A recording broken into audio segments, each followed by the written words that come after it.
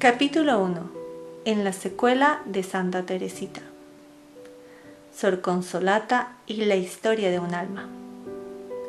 El camino de infancia espiritual no es una novedad en cuanto a la doctrina, no inventada por los hombres, es doctrina de Evangelio.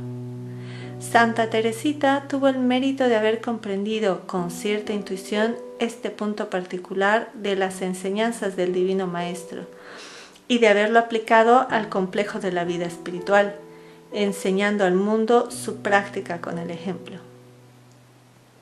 De esta vida espiritual, de su valor para la santificación de las almas y para el apostolado, de su adaptación a las necesidades espirituales de nuestros tiempos, se ha dicho y escrito ya con tanta doctrina y autoridad, que toda digresión por parte nuestra sería de más de superflua, temeraria.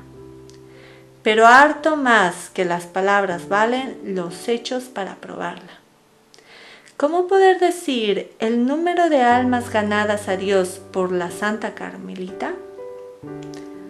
¿O que se han santificado siguiendo su caminito de amor? Una de estas es Sor Consolata. La historia de un alma fue lectura que conquistó a Pierina, cuando siendo jovencita estaba toda deseosa de darse a Dios, pero incierta aún sobre el camino que iba a recorrer. En efecto, en sus apuntes autobiográficos escribe: un lunes del verano de 1924, una amiga, Gina Ricetto, me suplica que le guarde un libro, que más tarde pasaría a recogerlo. Lo abro. Es la historia de un alma. Después de cenar, subo al entresuelo que da al despacho y allí, a la luz del farol del camino, comienzo y sigo leyendo la vida de Santa Teresita. Al recorrer aquellas páginas me embarga una conmoción nueva. Comprendo que soy precisamente esa alma débil que el Señor ha encontrado. Si por un imposible el Señor encontrase un alma más débil que la mía, etc. Pero lo que me atrae irresistiblemente es la invitación a las almas pequeñas. Es el vivir de amor. Es aquel Jesús a quien querría amar tanto. Amarle como nadie jamás le ha amado. Experimenté entonces en mi alma algo suavemente fuerte. Ocultando en las manos mi rostro, escucho la divina llamada, que se deja sentir en el corazón, urgente y apremiante. Era la voz de la gracia que mientras estimulaba a Pierina a superar todo obstáculo en lo concerniente a la vocación religiosa, mostraba en su alma el camino que debía recorrer, el caminito del amor. Que no se trata aquí de una mera impresión pasajera, sino de una profunda acción de la gracia. Lo verá ella más tarde explícitamente confirmado por el mismo Jesús, que le dirá el 27 de noviembre de 1935. Escribió Santa Teresita. ¿Por qué no me has dado, oh Jesús, referir a todas las almas pequeñas tu condescendencia inefable? Siento que si, por un imposible, encontrases una más débil que la mía, te complacerías en colmarla de favores aún mayores, con tal que ella se abandonase confiadamente en tu infinita misericordia. Pues he encontrado esta alma debilísima que se ha abandonado con plena confianza a mi infinita misericordia. Eres tú, Consolata, y por ti obraré maravillas que superarán tus intensos deseos. Sor Consolata es pues gloria de Santa Teresita, conquistada por ella para el caminito de amor, elegida por Dios para confirmar la doctrina y revestirla de una forma concreta, en ayuda de las almas que no son llamadas al acto del puro amor contemplativo. Un mismo espíritu. Ciertamente, Sor Consolata tuvo dones extraordinarios, como visiones y locuciones divinas. Pero aparte del hecho de que en la vida de Santa Teresita no faltó lo extraordinario, obsérvese que se trata de dones gratuitos que el alma no puede rehusar, así como no debe buscarlos, limitándose a no afianzarse a ellos más allá de lo conveniente, dándoles el justo valor en orden a la propia santificación. Así lo hizo Sor Consolata, así que se vio favorecida con ellos. Se sintió profundamente indignada y humillada cuando de ellos fue privada. No se alteró, ni mucho menos retrocedió una pulgada en la heroica fidelidad a la gracia. Encontramos, en cambio, en su vida todos los caracteres de la infancia espiritual, comenzando con el primero y más esencial, la vida del amor. Citemos sus escritos. Me he preguntado esta mañana, 2 de agosto de 1935, ¿por qué, oh Jesús, te das a las almas pequeñas con tanta ternura y las rodeas de todos los cuidados y provees a todas sus más insignificantes detalles? ¿Por qué? Y se hizo luz en mi alma. En el Santo Evangelio, después de las palabras divinas, dejad que los niños vengan a mí y no se lo estorbéis, porque de ellos es el reino de Dios. Hay una palabra que me revela tu maternal corazón. Y abrazándoles e imponiéndoles sus manos, les bendijo. No solo los bendijiste, sino que dando libre curso a los anhelos de tu corazón divino, los abrazaste. Entonces vi, como en un cuadro, la gran familia humana, los hijos mayores que trabajan y ganan y constituyen, si son más honrados, el orgullo de sus padres, y los más pequeños que en realidad nada hacen, pero aman, y en el corazón materno ocupan un lugar de predilección. ¿Por qué, dime, oh Jesús, cuándo goza más una madre? Cuando su hijo le honra con el feliz resultado de sus estudios o lo que fuere, o cuando pequeño le pertenece totalmente y puede forjarle y desforjarle, apretarle a su placer contra su corazón, prodigarle toda clase de ternuras. No cabe expresar el gozo que experimenta una madre junto a la cuna de su hijo, como nadie podrá jamás asegurar quién goza más, si el niño en recibir tantas caricias o la madre en prodigárselas. Para el pequeñín son los vestidos más hermosos, las cosas más delicadas, y si acaso imposibles. Aquel niño siguiese siempre pequeño, la madre continuaría prodigándole cuidados y ternuras sin cansarse jamás, todo lo que durara su vida. Llevando este razonamiento al campo del espíritu, me parece una perfecta imagen de lo que Jesús hace con las almas pequeñas.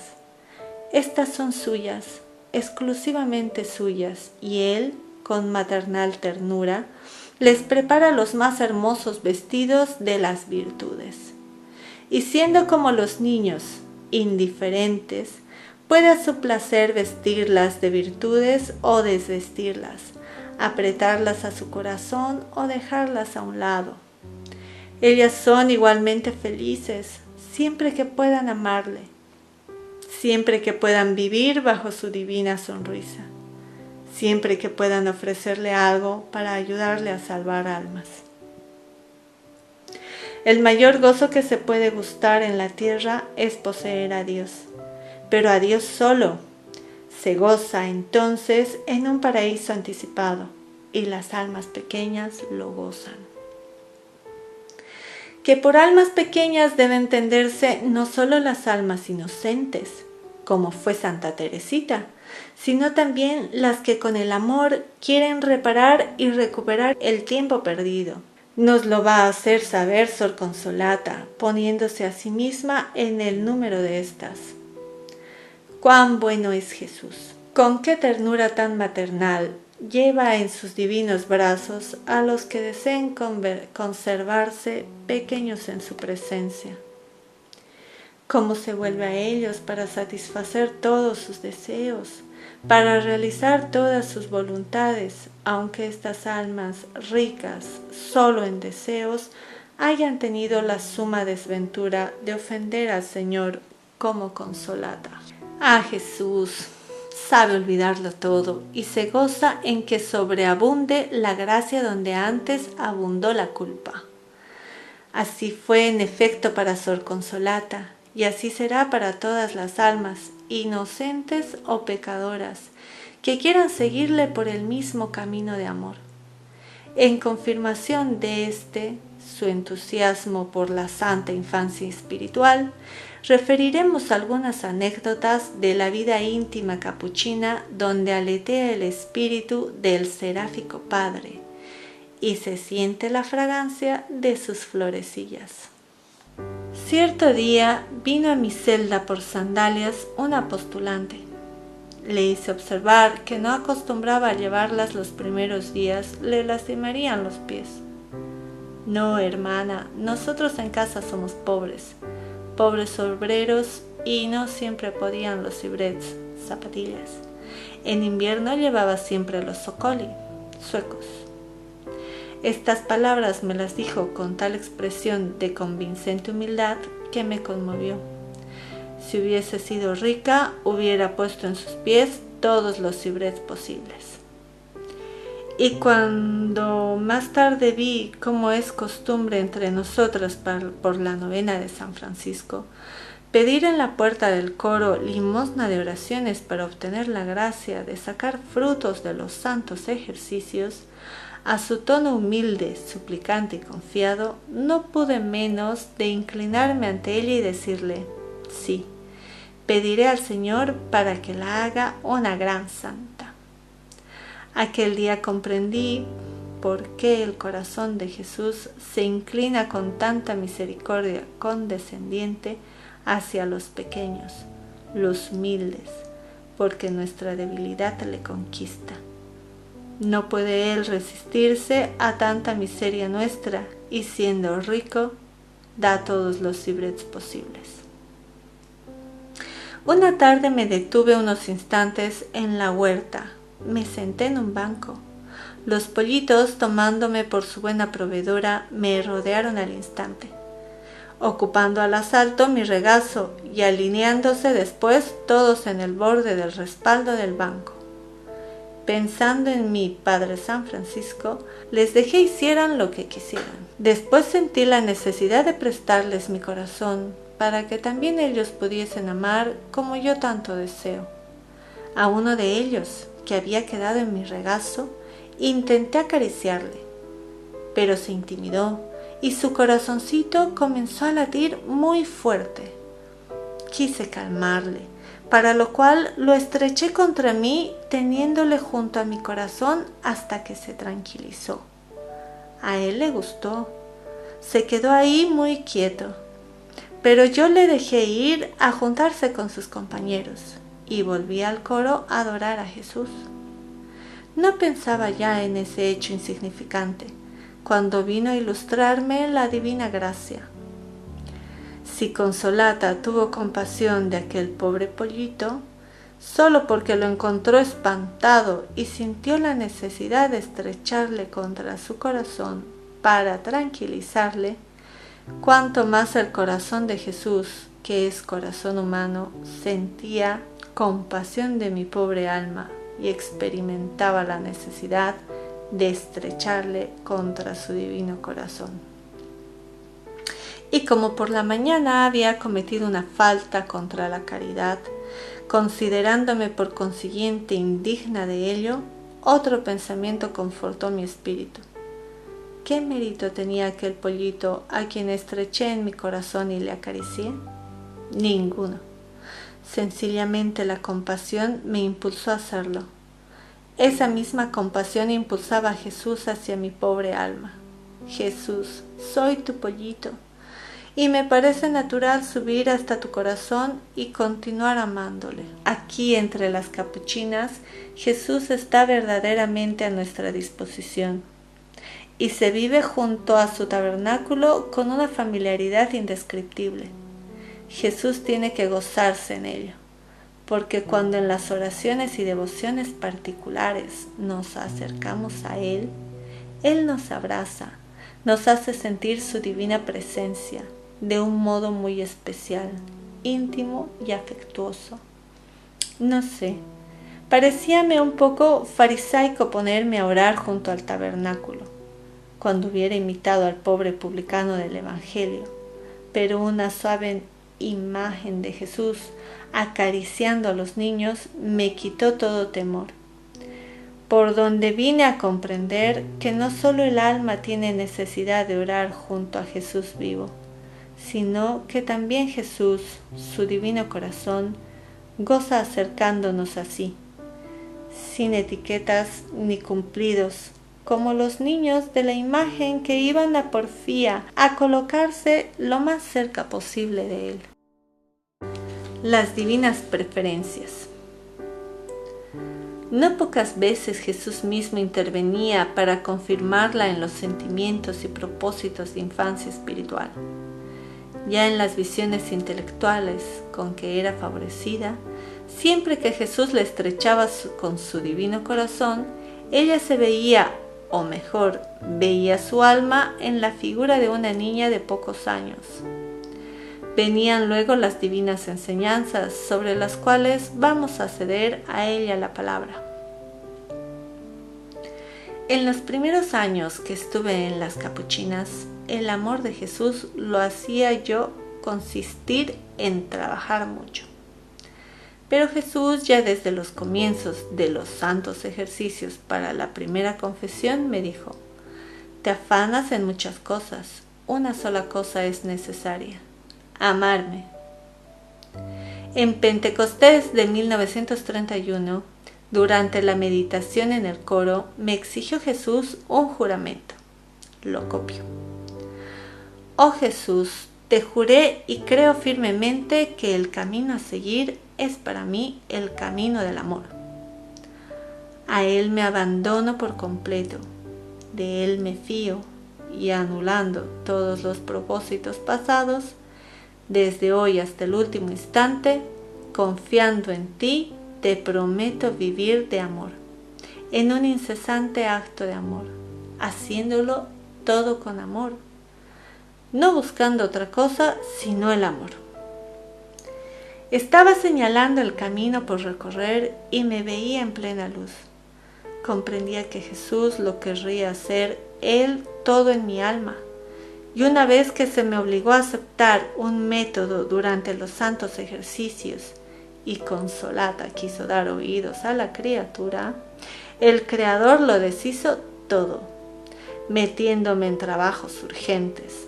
De manera que lecturas y reflexiones tuve que dejarlas para la noche, después de los maitines. Y lo que entendí fue que tenía más necesidad de amar que de pensar. ¿Y cuántas veces quise ceder a las invitaciones de penitencias extraordinarias? Fuera de regla, se eclipsaba la luz y me encontraba entre tinieblas y angustias. Tuve en efecto en aquellos tiempos deseos ardientísimos de penitencia. Se me concedió libertad absoluta y me aproveché de ella. Por fortuna tenía en mí a Jesús, que sabía imponerse. De otra manera mi salud se hubiera arruinado. Lo que a todas prefería era la disciplina de sangre, que practicaba con cadenillas llenas de puntas en el desván.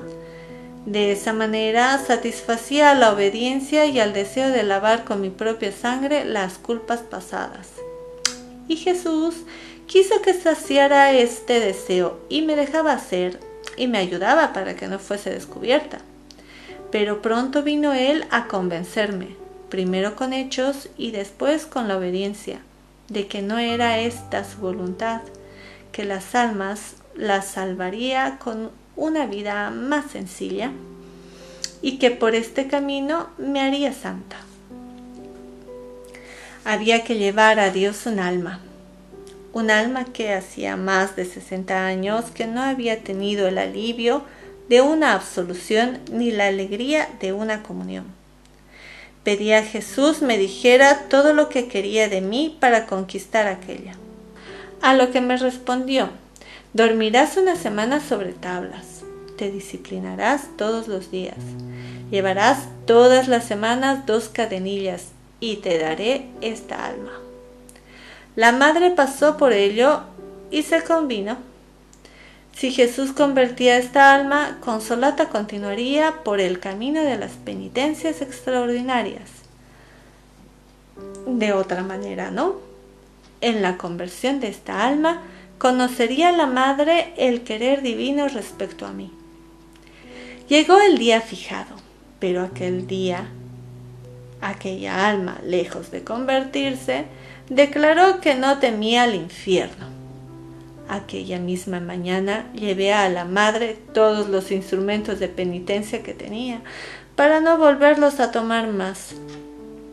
Derramé alguna lágrima, porque Jesús me había engañado.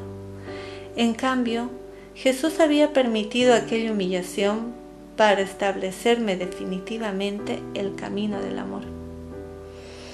Al acercarse las Navidades de 1934, me sobrevino de nuevo un gran deseo de prepararme con alguna penitencia extraordinaria, al menos con la cadenilla. Y Jesús me dijo: la cadenilla para venir en mi busca será no perder un acto de amor. Otra vez quise imponerme una novena de mortificaciones en la comida, para obtener gracias y bendiciones sobre los ejercicios espirituales dirigidos por un piadoso sacerdote.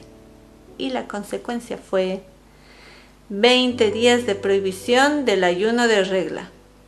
No me hubiera sucedido tal cosa si Jesús, con ello, no me hubiera querido darme a entender que para Consolata no quería ni cadenillas, ni disciplinas, ni más penitencias que las de la regla. Nada de esto, sino solo el deber. La regla, el amor. Y sí, un incesante acto de amor. Solo esto. Ninguna otra cosa más que esto, porque el amor es todo, y en la práctica de este amor se practican todas las virtudes. En mayo de 1935 comenzó su santo ministerio entre nosotros el nuevo confesor ordinario, y en una de las primeras confesiones me dijo: todas las semanas vencer un defecto, así serán buenas sus confesiones, no perderá el tiempo y alegrará el corazón de Jesús. Recibí el consejo con alegría e hice acopio de todos mis esfuerzos para vencer un defecto cada semana. Pero preocupada únicamente de llegar a la semana siguiente sin haber dicho una palabra inútil o admitido un pensamiento inútil, etc., no pensaba ya en amar. Y la Santísima Virgen María me dijo un día: te pierdes en tantas minucias y no das a Jesús lo único que te pide. La última noche en vano desearás poder vivir para hacer todavía un acto de amor. Será ya tarde. Lo comprendí y me di de nuevo a amar. Una tarde en la meditación me sentí invadida por una, violenta conmoción, mientras una voz que quería ser la divina me predecía dolores, dolores y dolores. Ha llegado tu hora. ¿Qué has hecho hasta ahora por las almas? Nada. Me abandoné al divino querer y recobré la paz.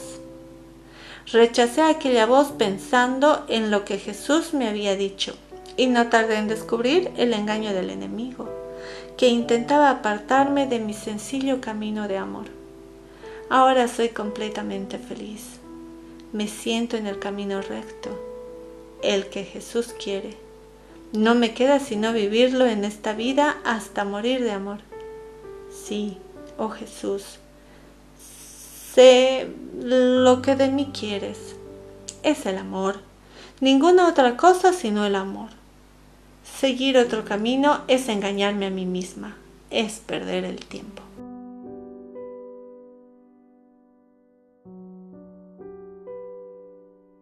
Y las divinas complacencias. Jesús mismo se dignaba manifestarle de vez en cuando su agrado por mantenerse en el espíritu y estado de infancia espiritual. Es innegable que Sor Consolata tuvo de Dios grandes dones y gracias extraordinarias. ¿Por qué?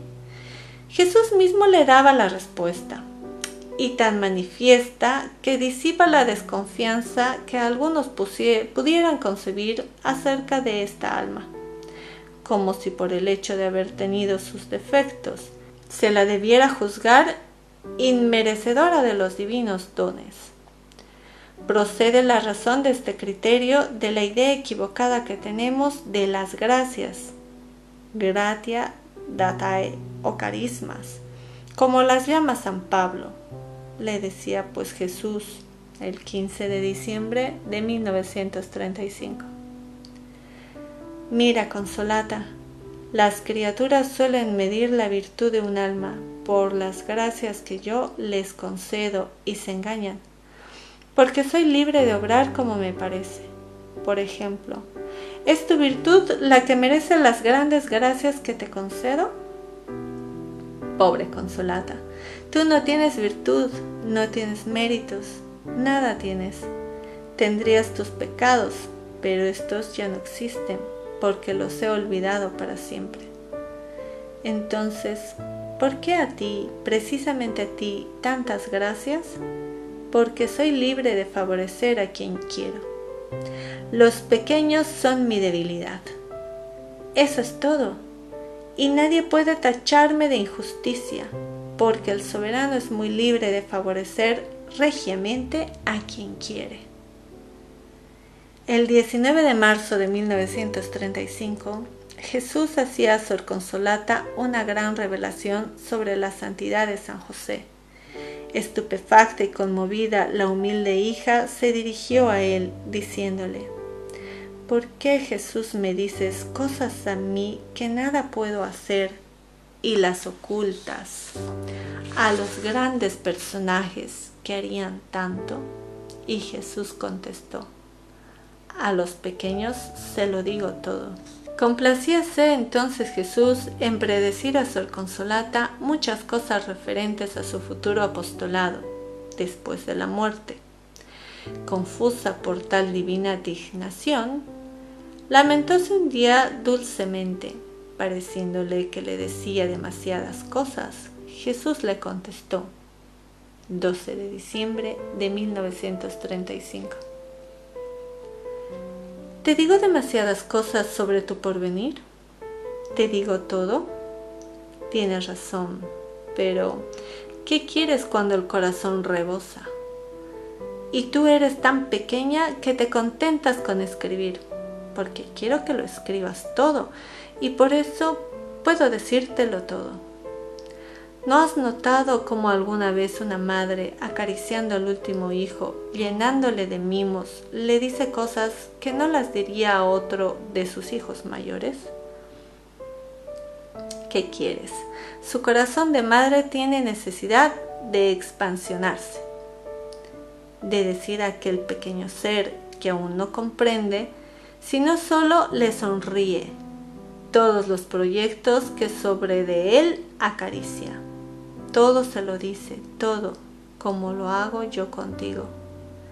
Pero observa que cuando aquel niño comienza a hablar y se le pregunte: ¿quién te ha hecho ese hermoso vestidito?, él, lleno de alegría, contestará: mi madre, y se gozará de tener ese vestidito hermoso y de que se lo pondere. ¿Ves la diferencia que hay entre las almas grandes y las pequeñas? Estas gozan de las virtudes con las que se sienten hermoseadas, porque Dios es el que se las ha dado.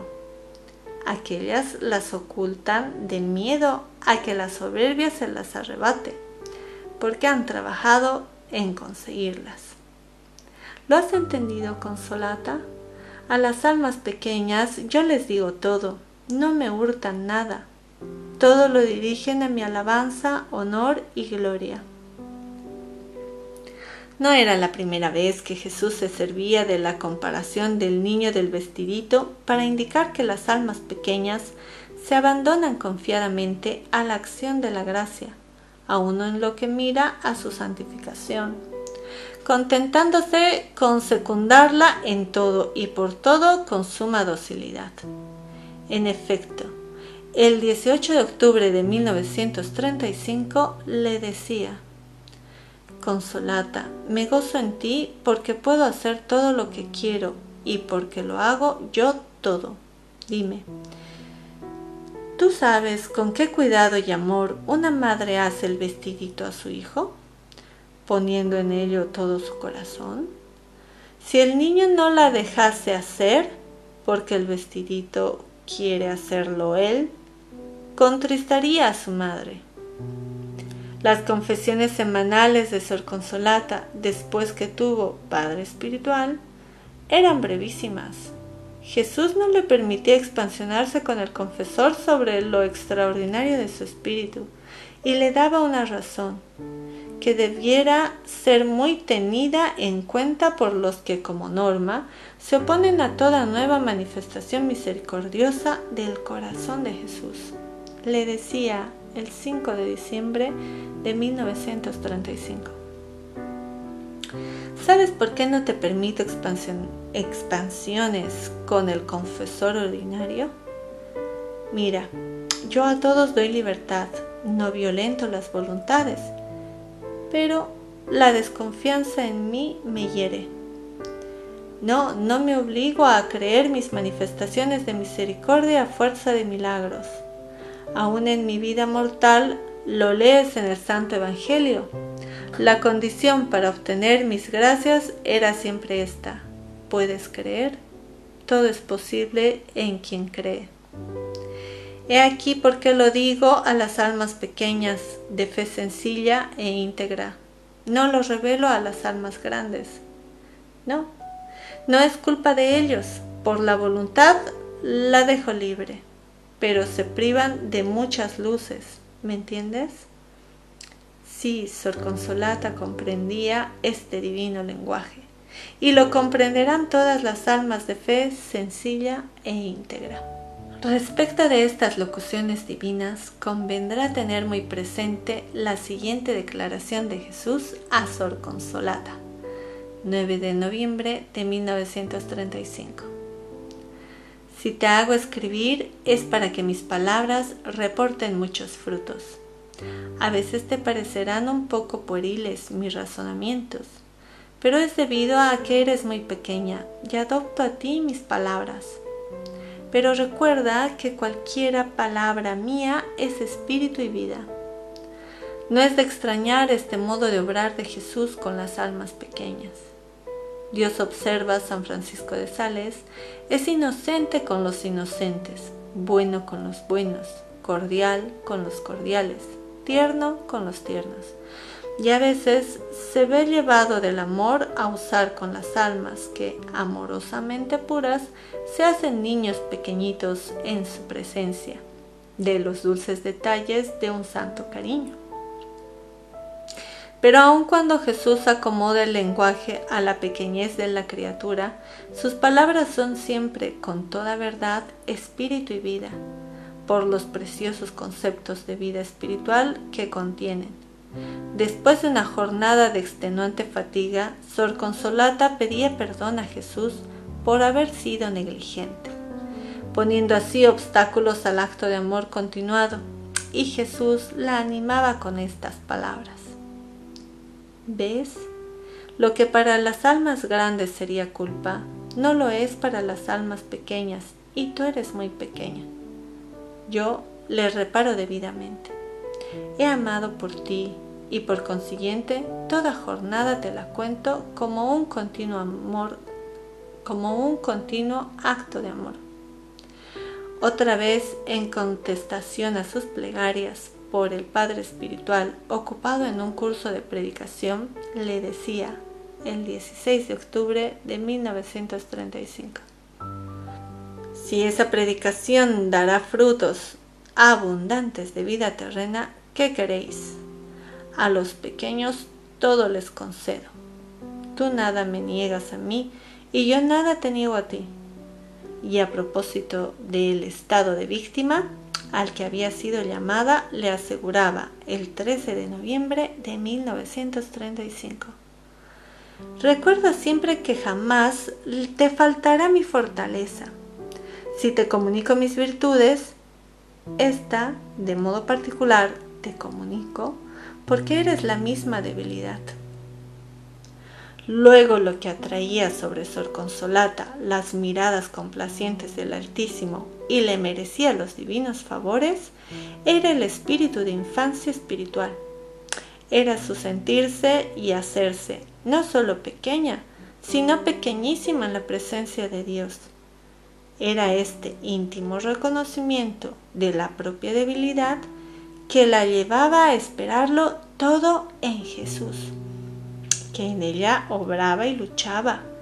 Era el poseer y vivir plenamente del espíritu de infancia espiritual.